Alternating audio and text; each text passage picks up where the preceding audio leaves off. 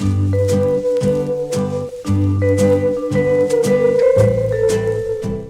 forget to give me a big thumbs up for my videos. Hello Internet, this is Olin from What I'm Listening To, here, once again, with another episode of Quickies. The first CD I have for you today, I have the Pat Metheny group's Still Life Talking. This has actually been a CD I've been wanting to listen to for a while, and we've never actually been able to get any copies in until fairly recently. And the moment I saw this, I grabbed it. I've actually seen Pat Metheny live at my college, and he was a fantastic performer. And what I really liked about him is he just looked like he was having a good time, sitting, playing the guitar, playing music with these young musicians. And yeah, I at the time had no idea really who he was. My dad kind of exposed me to him, and what drew me to this album in particular is the song Last Train Home, which is used as one of the closing themes to JoJo's Bizarre Adventure.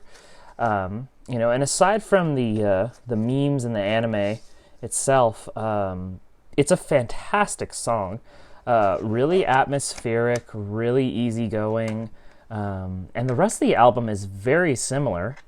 I love just what they've done here. I think it's Latin jazz, but just done in a very unique way. And you know what? I probably will end up buying this album because I liked it so much. I've been listening to it a lot lately, so definitely recommend this if you are interested, especially if you've watched JoJo and you've heard Last Train Home, then listen to the rest of this album. It's really good.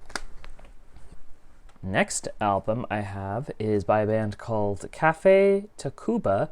I actually already own something else by this band. They are a Latin pop rock group that it kind of is reminiscent of, I guess you could call it Brit pop, more so kind of the Oasis sound, very melodic yet kind of psychedelic and heavy poppy rock. But yeah, I have one of their albums already, and I wanted to hear more, and this is the only one of theirs that we had, so I grabbed it because of that. But what really interested me is, I think it says here on the back, yeah, so one of the producers is this guy, Dave Fridman, who has been involved with tons of other projects. Low, he produced, he produced Steve from Blue's Clues' debut solo album, and he's most notable for producing Flaming Lips records. So he kind of has a sense of like that psychedelic poppy sound, so I feel like this one will be a match made in heaven. Interesting artwork. Very interesting artwork. Let's see what the full image on the back here. I can't even fit it on the frame, but got some interesting characters here. Oh, there's a cat. Looks like Josie. That's cute. Yeah, I'm looking forward to listening to this one. Hopefully we can get more of their stuff in store soon so I can snatch those and give them a listen. Next up, I have a wild card here. This is the Gibby Haynes and His Problem project. So Gibby Haynes is best known as being the lead vocalist to the band The Butthole Surfers, which is a notoriously freaky, weird, psychedelic, hardcore punk band. And I'm a big fan of them, I will not lie. And I saw this come in, and instead of filing it, I snagged it for myself because I don't know what this sounds like. I'll start over. Next up, I have a bit of a wild card here. This is a project called Gibby Haynes and His Problem.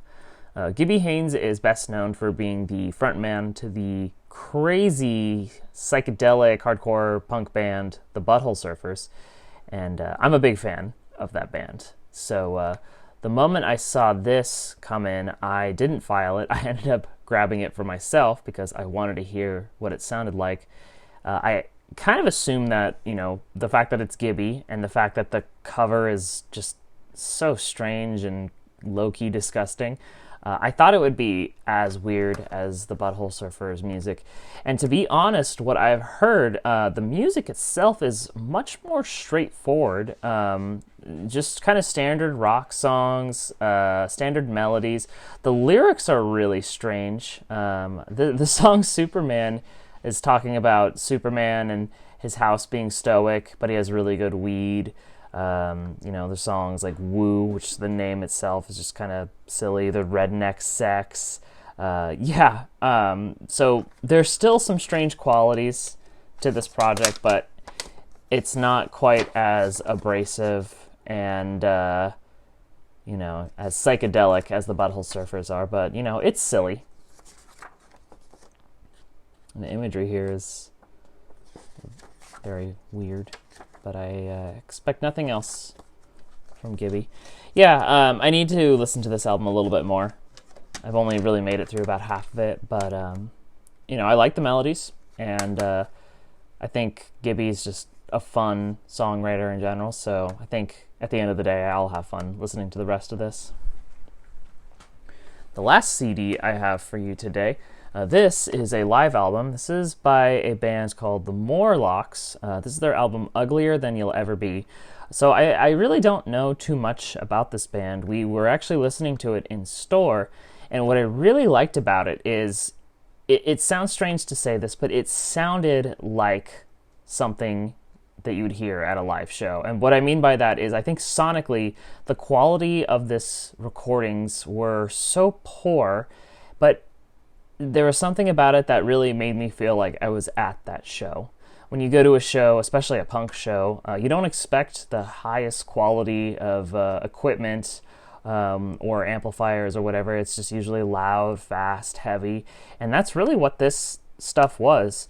And there was a certain charm about that I really, really liked. And so after listening to it all the way through, I decided to snag this and listen to it through headphones, which, you know, the quality's still not great, but again, that's what I really like about it.